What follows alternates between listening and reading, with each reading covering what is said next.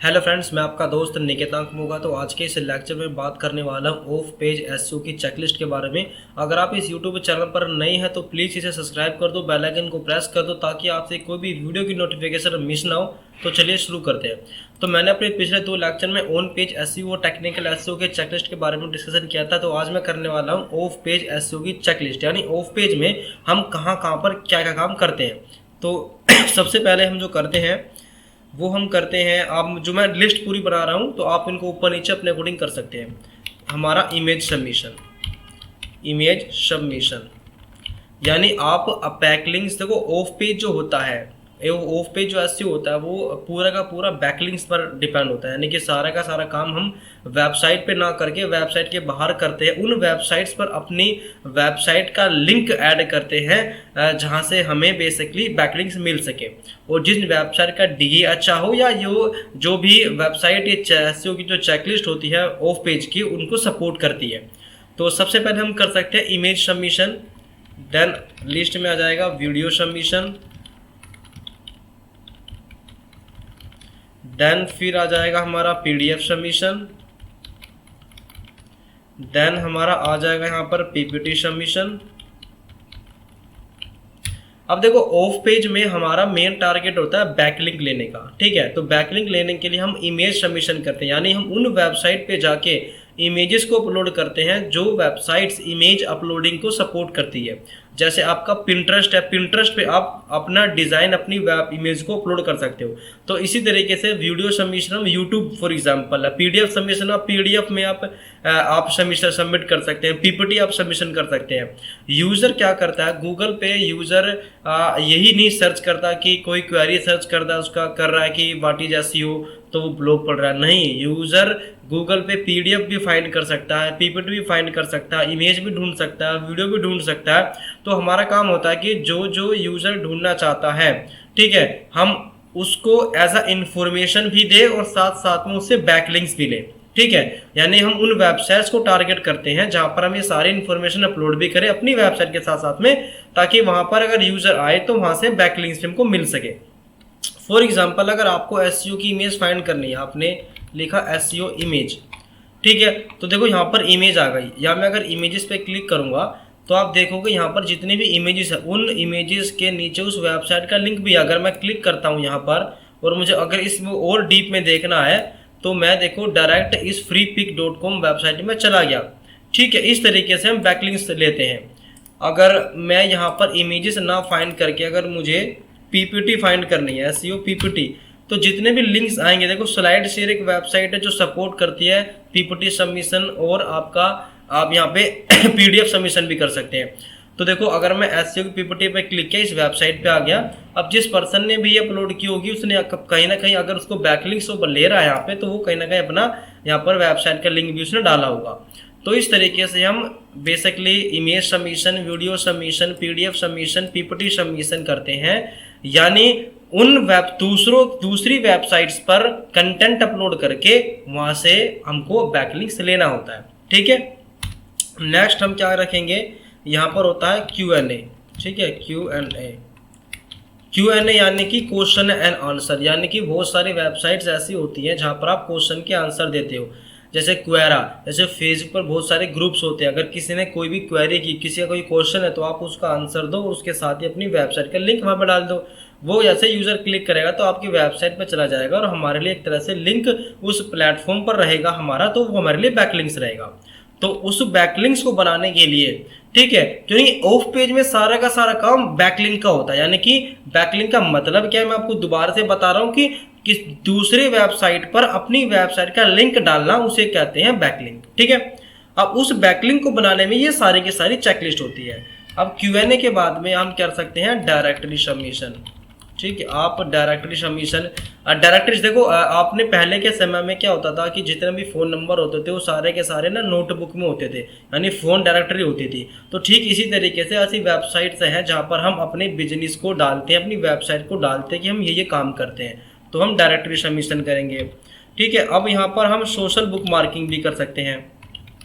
Social book marking यानी कि social media site पर भी आप जाके सोशल बुक मार्किंग कर सकते हैं, बिजनेस आप लिस्टिंग कर सकते हैं। उसके बाद में बेसिकली होता है प्रेस रिलीज, यानी आप प्रेस रिलीज भी कर सकते हैं। प्रेस रिलीज क्या होता है, देखो अगर निकेता कोई ऐसा कोर्स लॉन्च कर रहा है जो जिसमें कि एक वेबसाइट डिज़ाइनिंग आप सीखोगे, हर तरह की वेबसाइट बनाना आप सीखोगे, यानी कि नया प्रोडक्ट मैंने लॉन्च किया, तो मैं ज़्यादा से ज़्यादा लोगों को बताने के लिए, उसको उनको अवेयर करने के लिए मैं उन वेबसाइट्स पे जाके अपना आर्टिकल या अपनी सर्विस को ऐड करूँगा जो न्यूज़ की जैसे वेबसाइट होती है, तो वहाँ पर मैं अपना प्रेस रिलीज करूँगा, यानी कि मीडिया में जाके आके इन्फॉर्मेशन देना कि आप कोई नया प्रोडक्ट आकर लॉन्च होता है, जैसे आईफोन 15 लॉन्च हुआ, तो वो क्या करती है, लोगों को अवेयर करने के लिए अपने बारे में उन न्यूज़ में वो आर्टिकल लिखती है, उनकी वेबसाइट्स में आर्टिकल लिखते हैं, लोग वहाँ पे जाते हैं, क्लिक करते हैं और बेसिकली उन वेबसाइट पर पहुँच जाते हैं, तो इसे बोलते हैं हमारा प्रेस रिलीज। इस प्रेस रिलीज करते हैं कोई भी, अगर एनडीटीवी की वेबसाइट है, ठीक है, वहाँ पर आपने कोई आर्टिकल देखा, आपने उस आर्टिकल के बारे में देखा, अगर आप वापस उस पर क्लिक करोगे तो कि उस आर्टिकल में हम अपनी वेबसाइट का लिंक डाल देंगे, तो वो यूज़र हमारी वेबसाइट पर आ जाएगा, तो वो हमारे लिए बैकलिंक्स है। सारे के सारे टास्क बैकलिंक के लिए होते हैं।